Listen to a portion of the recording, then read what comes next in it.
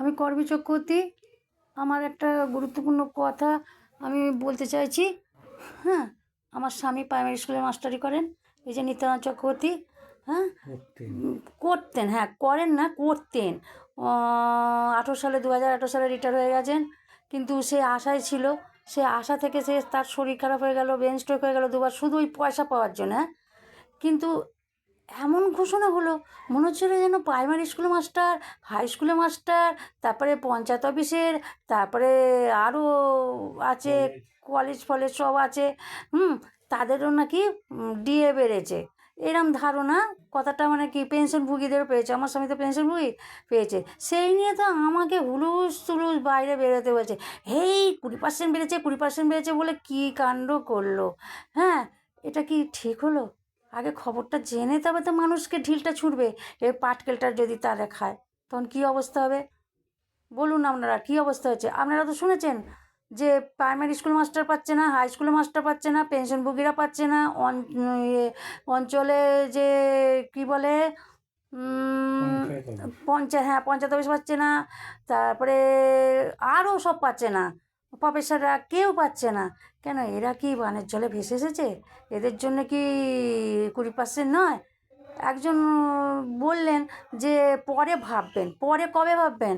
আগে তো খোদ সরকারিদের দিয়ে দিলেন দিদি।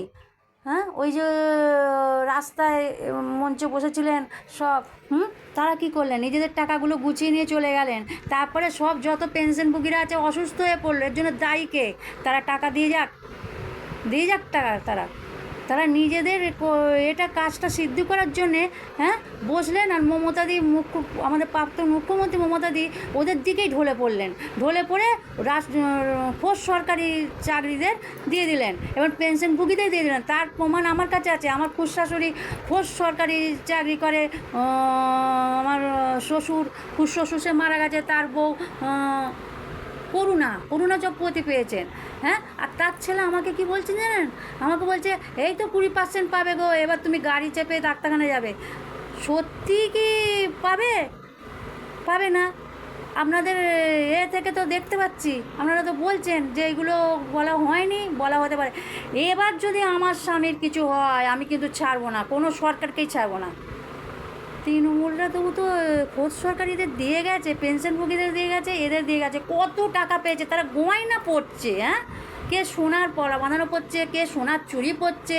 হ্যাঁ, তাদের বরেরা চাকরি করেছে, আর আমাদের সব প্রাইমারি স্কুলে পেনশনভোগীরা, হাই স্কুলের মাস্টাররা সব চাকরি করে না। হ্যাঁ, ওরা কি ঘাসে মুখ দিয়ে চলেছে? এবার কিন্তু ফাইট হবে।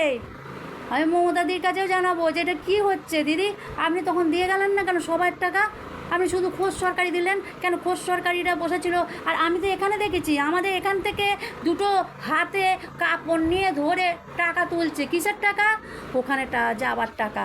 কেন কেস লড়বে কী করে? তা প্রাইমারি স্কুল মাস্টাররা টাকা দেয়নি? সিপিএম, কংগ্রেস, তৃণমূল সবাই টাকা দিয়েছে এখান থেকে, আমাদের এখান থেকেও টাকা গেছে। এমনকি মাস্টাররা গিয়ে একদিন সেইখানে বসেছে রাস্তায়। তাহলে প্রাইমারি স্কুলের মাস্টার, তারপরে পেনশনভোগীদের টাকা গেল কোথায়? তাদের বেলা আপনারা কেন করলেন না? আমি তো মুখ্যমন্ত্রী এবং প্রধানমন্ত্রীকে বলবো যে এটা কি হচ্ছে। এই সরকারকে আনার জন্য কি এইটা ব্যবস্থা করবেন? বলছে হবে, পরে বলবে। কেন পরে বলবে? ওদের যদি এখন বলে, এদের কেন এক দিয়ে তো পেলো না?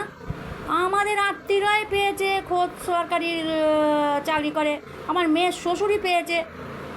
আমাদের বলছে এবার তোমাদেরও দেবে। কিন্তু পেনশনভোগী কারা? খোদ সরকারি পেনশনভোগীরা পেয়ে গেল 16 থেকে 19। আমার খুশশাশুড়ি পেয়ে গেল। কিন্তু প্রাইমারি স্কুলে মাস্টার পেনশনভোগী, আমার একটা খুশশাশুড়ি আছে সে হাই স্কুলে পেনশনভোগী, তারা কিন্তু পেলো না। আমার দেওর আছে হাই স্কুলে মাস্টার করে, তারা কিন্তু পেলো না। তারাও ভেবেছে আমরাও পাচ্ছি না, কেউ পাচ্ছে না। পাচ্ছে কারা? খোদ কর্মচারী। আবার আইসিডিও তাদের জন্য 5,000 বেড়ে গেল, আশাকর্মী তাদের জন্য 5,000। কেন? মমতাদির দলের লোকেরা বলে তাই বেড়ে গেল? মমতাদির দলের লোকেদেরই বাড়াচ্ছেন আপনারা? এটা কি হচ্ছে? আমি তো মুখ্যমন্ত্রী শুভেন্দু অধিকারী মহাশয়কে বলতে চাই, এই জিনিসটা কিছু ভালো করেননি। আমার যদি স্বামী আজকে কষ্ট পায়, এর জন্য দায়ী আপনি থাকবেন। আপনাকে আমি কিন্তু ছাড়বো না। আপনি নতুন সরকার এসে কি করলেন? আমি তো শুনে খুশি হয়েছি। আমি তো বেরোতেই আমার এক শাশুড়ি, সে রাজ্য সরকারে চাকরি করতো, খোদ তার স্বামী মারা গেছে। সে ওই যে আপনারা 16 থেকে 19টা দিয়েছেন, সে সরকারি চাকরি টাকা পেয়ে গেছে, সে গয়না করে ফেললো, লোকে কেউ জানলো না।